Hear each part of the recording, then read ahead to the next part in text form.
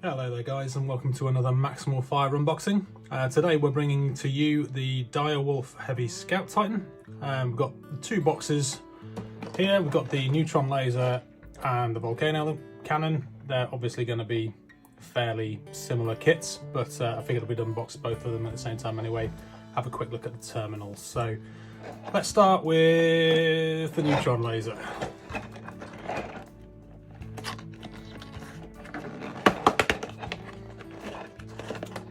So, typical Forgeworld packaging, nice big bit of plastic boxing, and in here is the all-important terminal. Take a look at that again in a minute. And then inside is all the resin gubbins.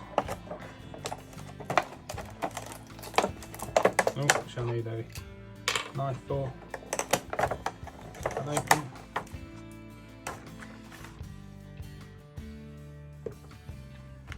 We've got our instruction manual. Eyes instantly drawn to the tiny little pistons on the back of the legs. They're going to be fun to put together, I'm sure. But yeah, nice actually. My first impressions of this straight off the bat. Big old chunky pieces of resin, and you know, they look quite nicely put together. You compare this price-wise with what you get in like the armigers for similar sort of price. This is a whole heap of extra resin. Where are my weapon cards? That is slightly disappointing. I was hoping it would be on the same kind of card stock as this, but unfortunately we've just got more of the paper cards, so that's a bit of a disappointment, but I'm sure we can work around that. Where's the Neutron Laser in here? Let's see if we can find it. The big beefy one. There it is. There's the big boy. Nice, as always, you know, lovely looking Forgeworld stuff. Detail on it's pretty good. Like cursory glance at this at the moment, looks like mine is all right on the mold lines. Sometimes with Forgeworld you get big old gaps, don't you, or like ridges where they've done some of the molds which you have to file out. But like cursory glance at this, looks like this is a pretty good one. A few there underneath the barrel, but nothing too much to worry about. So yeah, lovely, very nice. I'm just gonna pop that to one side. I'm just gonna open up the second Direwolf,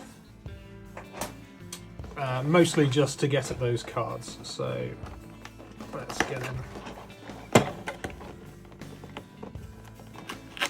These guys can just watch me fail at getting into a Forgeworld box. Here we go.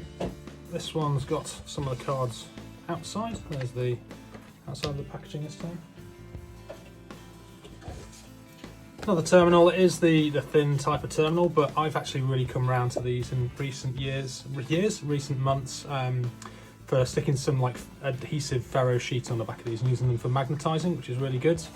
Yeah, interesting layout on this one. Seems like this was obviously packed by a different guy at the factory. Do we need? Oh, no tape on that one either. So yeah, interesting. But all of it bundled into the one. There's the little stubby Warhound head. Do I have a Warhound head here for comparison? I think I've got one lying around somewhere.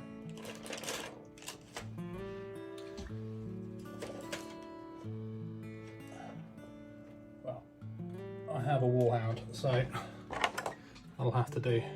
But yeah, kind of similar size, I would say. Probably a bit more snouty, a little bit smaller than a Warhound head. And where's the big gun? So it looks like the Volcano cannon in this instance here comes in two pieces. By the looks of this, you've got the end of the Volcano cannon there, and then the other bits are probably that is the back of it. I wonder if there's more to it than that. Possibly not. But again, like really nice thick pieces as well. Like the The armor plates on some of the stuff I've had before has been quite thin. This is really quite chunky, nice chunky armor plates, very cool. So, onto the terminal, only need one, and the weapons, which is probably what you guys actually want to see. So, Volcano cannon, Neutron Laser. We talk about this in quite a lot of detail in the latest podcast about the benefits of both, but both really nice. Similar kind of points to what you would see on a Reaver. Big benefit of this one is you got +1 within 30 inches with a Volcano cannon, which is quite a nice little boost from the Reaver. It means you're hitting on 2+ most of the time if it's out in the open, and it's especially important when you've got those 1 dice weapons. Same with the Neutron Laser. This is the one that everyone's talking about though. The bypass, draining, shock. It's going to be particularly nice, but the 45 points, it's certainly going to be a chunk of change. Onto the terminal. You've got the Stalker Rule up here again, which has set everybody off, especially Audax players. That allows you to kind of deploy anywhere on the battlefield at least 8 inches and 50% obscured away from enemy units. That's going to be interesting to see how people use that. That's very similar to the Canis Maniple ability that Audax get, but without any of the restrictions of being within markers. So that's going to be really nice. But whether or not people will be setting up that close, I don't know. My initial impressions of this is these aren't really close combat. I see this as kind of like a flanking sniper almost, maybe. We'll see. And on the back there, that is your heavy Scout Titan rule.